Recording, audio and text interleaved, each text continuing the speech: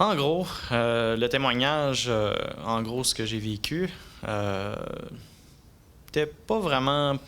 Là, je m'habitue au son du feedback que j'entends. Mais c'est plus Dieu qui revient la gloire là-dessus parce que c'est comment tu allé chercher quelqu'un qui ne cherchait pas pantoute, dont moi, je le cherchais pas. En gros, je viens d'une famille qui est pas vraiment chrétienne. Mon père, il l'était, mais il tordait la parole de Dieu en faisant des choses pas le fun. Puis sinon, moi, j'avais pas été baptisé bébé, donc à l'école, j'étais pas en catéchèse. Puis j'avais pas connu Dieu non plus dans tout ça, mais je savais que Dieu existe. Il est où, qu'est-ce qu'il fait, qu'est-ce qu'il mange, je le sais pas. Mais il est quelque part. Fait que là, j'avais mes plans, je vais aux études. Tu sais, le but, c'est avoir une maison, puis avoir plein d'affaires, puis avoir du fun dans la vie. Plus tard, j'ai dit à mon père que je voulais plus le voir. En gros, en faisant ça, ben oui, je l'ai plus vu après 6 ans. J'ai été au cégep, j'ai été à l'université. Après 6 ans, je me posais des questions. Mon père, il a-tu changé? Qu'est-ce qu'il y a? Moi, je ne savais pas. Fait que je décide de l'appeler. Un soir, j'étais en stage à Port-Cartier. Et là, je l'appelle. Salut, papa, tu sais, c'est qui? Ah, c'est Daniel. Daniel qui est mon frère. Non, c'est David. Là, il était content. Fait que là, j'ai expliqué pourquoi que j'ai dit que je ne voulais plus le voir, parce que j'ai pas donné l'explication. Mais en lui expliquant, mais lui, il commence à me parler de Dieu. Là, tu sais, David, Dieu, c'est important. Comment ça, Dieu, c'est important? Tu sais, les églises, c'est des bâtiments. Hein? Les bâtiments, maintenant, s'ils brûlent, ça tombe. Voilà, t'as plus d'église. Après ça, les prières qu'on fait à Dieu, je vous salue Marie, ou des choses qu'on répète tout le temps. Tu sais, Dieu est attardé, il faut tout le temps y répéter des affaires. Là. Il- Non, mais c'est ce qu'on croyait dans. Ben, c'est ce que je croyais. Mais je savais que ça faisait pas de sens de répéter tout le temps les mêmes affaires à Dieu. Euh, là, là, il m'insistait, il dit non, David, tu comprends pas, là, tu comprends pas, faut que tu écoutes une vidéo, là, je vais te donner une vidéo, là, puis ok, je vais prendre cette vidéo-là, mais après ça, je vais plus rien savoir. Fait que je l'ai mis dans mes favoris sur mon furteur, euh, sur mon browser. Puis là, j'ai dit que j'allais la regarder, mais après ça, ça va être tout. 2 jours après, c'était le soir après mon stage, puis là, j'ai réfléchi à ça. Puis, ouais, j'ai dit que j'allais l'écouter. Fait je vais la regarder. Là, je commence la vidéo YouTube de quelques heures. Yeah! Là, je pèse sur play. Là, ça commence avec un ciel, des nuages. Oh, comme une voix angélique. Oh non, ça va être têteux. Fait que, on va l'écouter. C'est mieux d'être bon ce qu'il dit, le monsieur en avant. Fait que, là, le monsieur, il parlait beaucoup de l'apocalypse, la fin des temps, qu'est-ce qui va se passer dans le futur. Puis, qui est pas intéressé de qu'est-ce qu'il va savoir dans le futur. En tout cas, moi, ça m'a eu là-dessus. Fait que là, il y avait plusieurs points. C'est sûr qu'il parlait de la Bible là-dedans, de l'Évangile. Mais un des points, c'était les 2 témoins de l'Apocalypse, qu'à un moment donné, les deux vont faire toutes sortes de miracles, d'arrêter la pluie, de tomber sur la terre, puis un peu comme les plaies d'Égypte, mais dans le futur. Puis les gens vont détester qu'eux autres font ça parce que c'est des plaies, mais je suis sûr que c'est pour amener les gens à Dieu d'une certaine façon.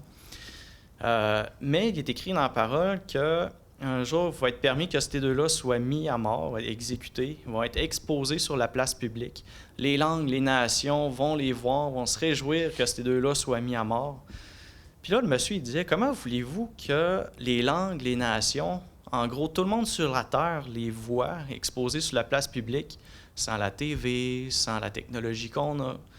Puis là, je me disais, ouais, si la Bible, c'est au moins 200 ans de vieux, moi, je sais pas c'est vieux de comment, ça.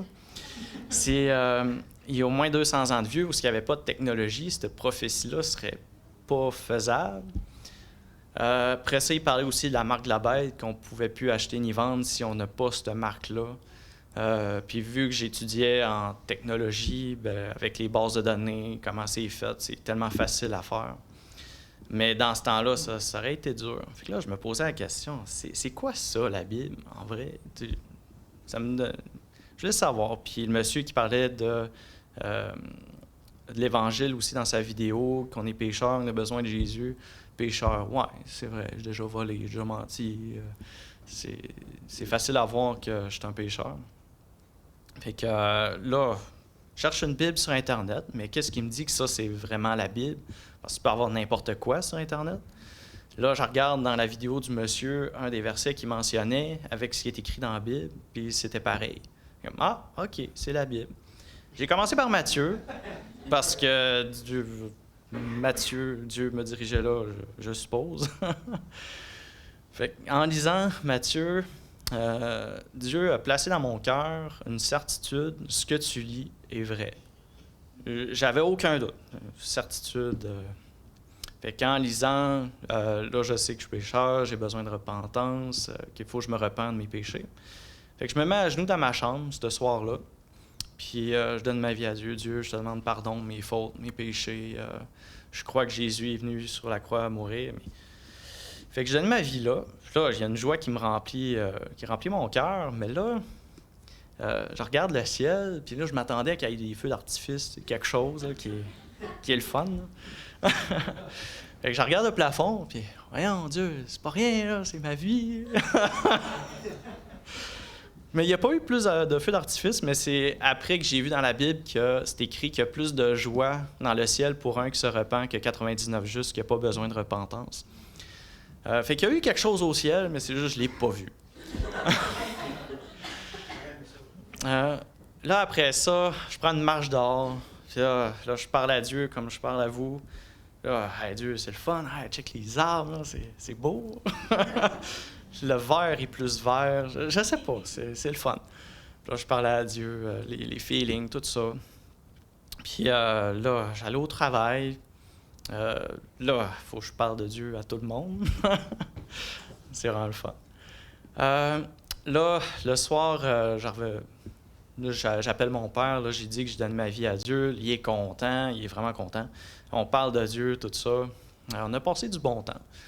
Après une semaine ou deux, Dieu me place dans mon cœur de voir des gens qui aiment Dieu. Y en a-tu? Je sais pas. Port-Cartier, petite place de même, je sais pas. Là, c'était le dimanche. Je savais que les églises, c'était le dimanche. Je prends une marche, puis là, je n'ai spoté deux. Il y a une grosse église là-bas, une plus petite là. Là, lequel des deux? Je sais pas pourquoi, mais la petite église, il m'attire. Puis là, je passe en avant. Puis là, ça me tentait pas de rentrer. Là. Toutes les têtes, ça retourne, puis qui me regardent. Ah, c'est qui, ce nowhere-là qui rentre?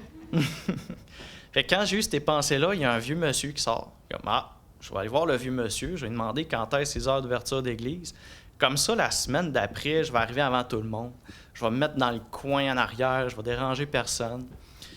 Fait que je m'en vais le voir. Monsieur, quand est-ce les heures d'ouverture d'église? Ah! Parce qu'il entend mal. Quand est les heures d'ouverture d'église? Ah, c'est parce que je comprends pas ce que tu dis. Puis là, je me mets à crier dans la rue quasiment. Quand est les heures d'ouverture d'église? Là, il me regarde de plus près parce qu'il voit mal en plus. Là, là, il me prend par le bras, puis il me fait rentrer dans l'église. Tantôt, on parlait que Dieu, s'il a le sens de l'humour, oui, il a le sens de l'humour. Il me fait rentrer dans l'église, il me fait rencontrer le pasteur qui est là. Je le connais pas, il me regarde, je la regarde. OK, je suis un nouveau converti.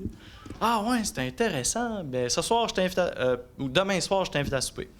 Je te connais pas, tu me connais pas. Ben, OK.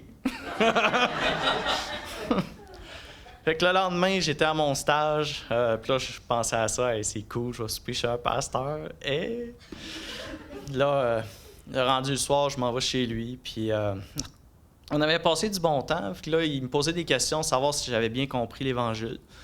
Puis ouais, c'était vraiment un bon temps. Là, le dimanche d'après, je m'en vais à l'assemblée. Puis là, il y a des chants. Les gens chantent là-dedans. Tu sais, j'avais jamais chanté de ma vie. Là. Sinon, c'est bizarre. Mais c'est correct. Là, je commence à aimer ça, des cantiques, dans ce temps-là. Puis là, ce qui m'avait touché beaucoup, c'était les prières. Il y était peu de gens, mais les prières, ça venait du cœur. Prier le Seigneur, c'était quasiment des cantiques, juste des prières où c'était vraiment beau. Puis s'il y en a un qui pleurait, bien, ça priait les uns pour les autres. Vraiment une famille. Puis ça, j'ai aimé ça. Après ça, là, je parle à mon père. Hey, père, j'étais allé dans une assemblée, c'est le fun. Ah ouais, c'est où est-ce que tu vas là? Ben, je sais pas, moi, baptise. Oh, faut que tu fasses attention. Ah là, les baptêmes dimanche, là, faut. C'est pas ça, le sabbat, c'est le samedi, puis c'est le 7e jour, puis là, tu peux plus manger de porc. Ah, qu'est-ce que c'est ça? J'étais un nouveau converti, il me pitch tout ça. Là, je sais plus. Là, je regarde sur Internet le mot chrétien. C'est un samedi soir que je regarde sur Internet. Puis là, je vois Wikipédia, chrétien, témoin de Jéhovah, mormon, catholique, protestant. Ben, voyons donc. Je suis à la bonne place, moi, là. Puis là, dans ma tête, c'était impossible que tu aies deux vérités, puis les vérités se contredisent. C'est impossible, ça marche pas. Là, je regarde tout ça, puis je suis à la bonne place, je sais pas. Je me mets à genoux, puis je prie Dieu. Puis Dieu, là, je vois sur Wikipédia, chrétien, catholique, mormon, témoin de Jéhovah, adventiste. Puis tu me dis si je suis à la bonne place. Mais là, je m'attends pas à ce que Dieu me réponde. Le lendemain matin, je vois le vieux monsieur qui est dehors, qui restait pas loin d'où ce que j'étais. Fait que je marche avec. On s'en va à l'assemblée. Puis au lieu que ce soit le pasteur qui fait la prédication, bien, il met une radio avec un iPod. Il n'avait pas préparé de message. Fait qu'il mettait du John Glass. Puis là, il pèse sur play. C'est vraiment bizarre. Une radio qui fait la prédication.